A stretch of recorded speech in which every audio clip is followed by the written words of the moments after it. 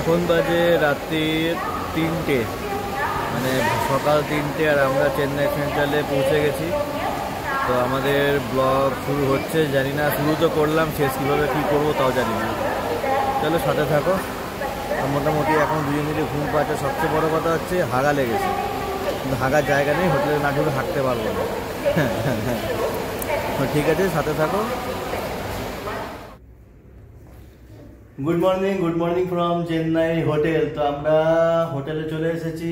হোটেলটা হচ্ছে এখানটাতে রামচন্দ্র মেডিকেল সেন্টার যে আছে তার রেস্টুরেন্ট, তার ওপরে হোটেল, নিচেই হসপিটাল, ওপরে হোটেল। আমরা ট্রিটমেন্ট পারপাসের জন্য এসেছি, যার জন্য মানে নর্মাল একটা রুম আমরা নিয়েছি। নর্মাল না, রুমটা বেশ ভালোই বড় সড়ো আছে, তার মধ্যে তোমাদের ব্যাক ক্যামেরা করে দেখাচ্ছি। মোটামুটি ভালোই, এরকম বিশাল বড় একটা বেড, এর মধ্যে আমরা কুস্তি ধরতে পারবো। এই যে এখানটাতে একটা টিভি আছে, টিভি আমাদের কোনো কাজে লাগবে বলে তো মনে হয় না। এই যে একটা টেবিল আছে, এখানে একটা আলমারি জিনিসপত্র রাখার জন্য। এখানে একটা টেবিল আছে, জানি না কোন কাজে লাগবে আমার। এখানটাতে আছে পায়খানা বাথরুম, পায়খানা বাথরুমটা ভালোই আছে। এই যে এখানটাতে যে আমি মা গেট নাই, লাইটে জ্বালাতো বাথরুমের লাইট কোথায় দাঁড়া। এই যে বাথরুম, এই যে এখানটাতে এটা হচ্ছে আমি। এই যে এখানটাতে স্নান করা যাবে, পর্দা লাগানো আছে। এই যে মোটামুটি ঠিকই আছে, ভালো রুম। গিজারও লাগানো আছে, তো ঠিক আছে। তাহলে আপাতত এখন এখানটাতে আমরা ব্লগটা শুরু বা শেষ কিছু একটা তো করবো ঠিকই। ঠিক আছে, দেখতে থাকো, সাথে থাকো। আমাদের আমরা এখন রামচন্দ্র হসপিটালের একটু ক্যাম্পাসটাতে ঘুরছি। দুঃখের বিষয়টা এটাই যে তারা কি বলে আমরা কিছু বুঝতে পারি না, আমরা কি বলি তারা কিছু বুঝতে পারে না। অতি কষ্টে তো খাবারের অর্ডার করলাম। এখানে তো এমন পরিস্থিতি যে দেখো, আমরা তো হচ্ছি পণ্ডিত, আমরা মানে পড়াশোনা ছোটোবেলা থেকে খুব ভালো ছিলাম, যার জন্য আমরা ইংলিশও খুব ভালো, ওই জন্য ভাঙাচোরা ইংলিশ আমাদেরকে বলতে হচ্ছে।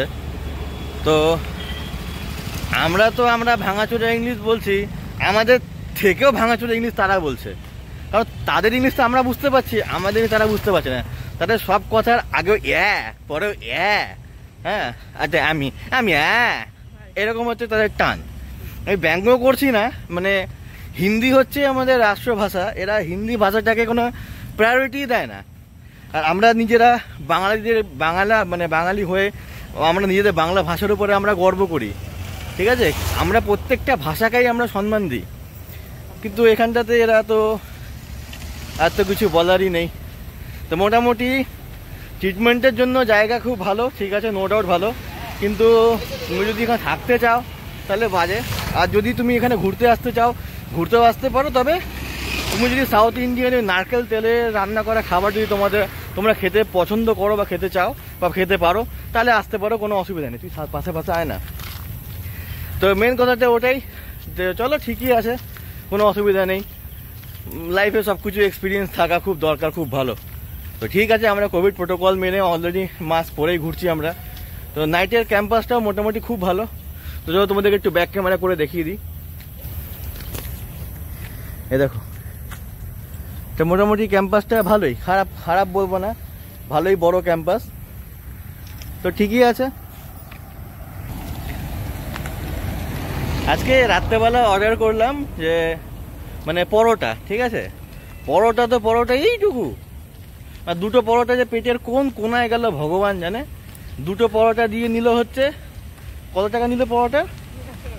100 টাকা নিল দুটো পরোটা, মানে একটা মানে 2 প্লেট, মানে 2 পিস করে। এক প্লেটের দাম হচ্ছে 25 টাকা। না, এক পিস পরোটার দাম হলো 25 টাকা, 2 পিস দিয়ে 100 টাকা প্লেট পরোটা। এইটুকুনি পরোটা, পেটের কোন কোনায় গেল ভগবান জানে। আমরা রেস্টুরেন্টওয়ালাকে জিজ্ঞেস করলাম যে ওভারনাইট সার্ভিস অ্যাভেলেবল কিনা, এটা বুঝতেই পারলো না যে আমি কি বলতে চাইলাম। মানে এখানটাতে ঠিক আছে, কোনো অসুবিধা নেই, ঘুরতে আসতে পারো, কোনো প্রবলেম নেই, কিন্তু এখানে ভাষা বোঝানো বা ভাষা বোঝা খুবই কষ্টকর। এখন মনে হচ্ছে কোনো একটা পাখি মনে আমার পিঠের মধ্যে হেগে দিয়েছে।